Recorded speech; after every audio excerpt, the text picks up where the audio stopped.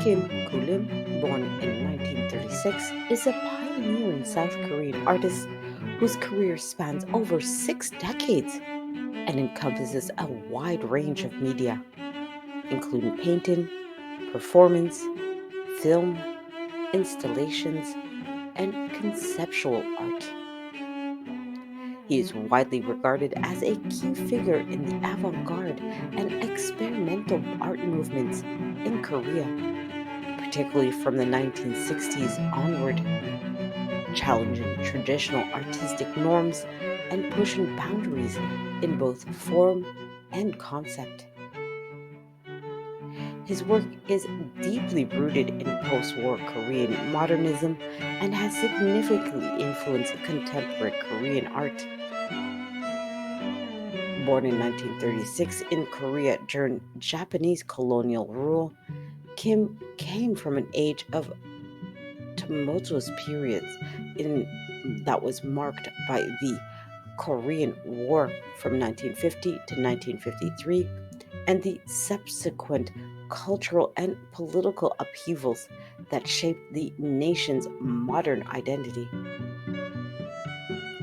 His artistic practice emerged in response to these experiences, incorporating themes of destruction, rebirth, and transformation. Unlike many of his contemporaries who adhered to more conventional styles, Kim embraced experimental methods seeking to break free from artistic and ideological constraints. In the 1960s, he became a trailblazer in performance and conceptual art in Korea, often creating ephemeral and time based works that were radically different from the static nature of painting and sculpture.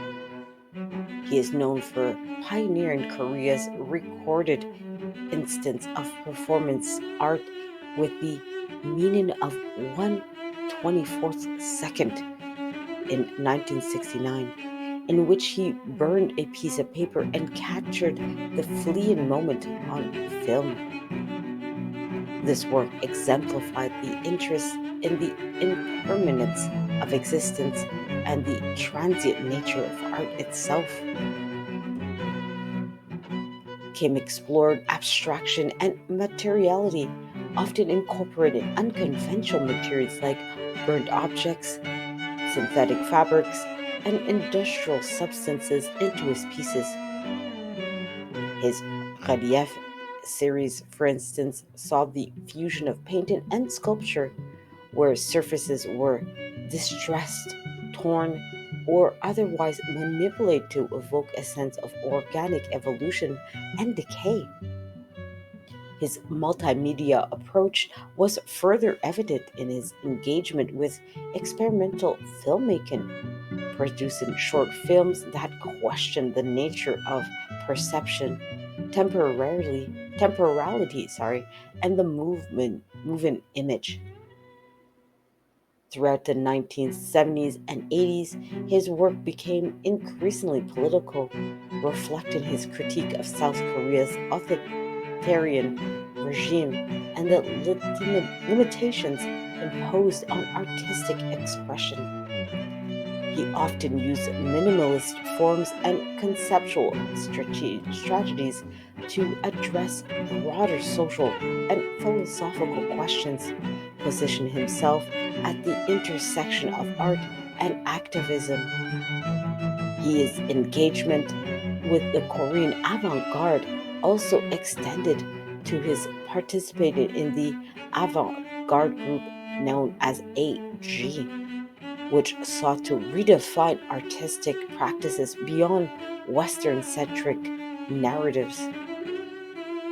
Kim's influence continued into the 21st century as his contributions to Korean modern and contemporary art were increasingly recognized both domestically and internationally.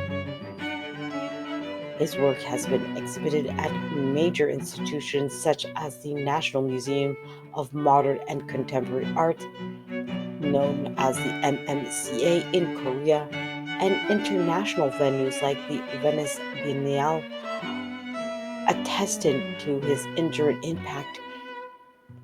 His late career retrospectives and re-evaluations have solidified his reputation as Korea's most significant avant-garde artist. Despite working across multiple disciplines, a common thread in Kim Kulim's practice is his relentless questioning of artistic conventions and his willingness to embrace change and experimentations.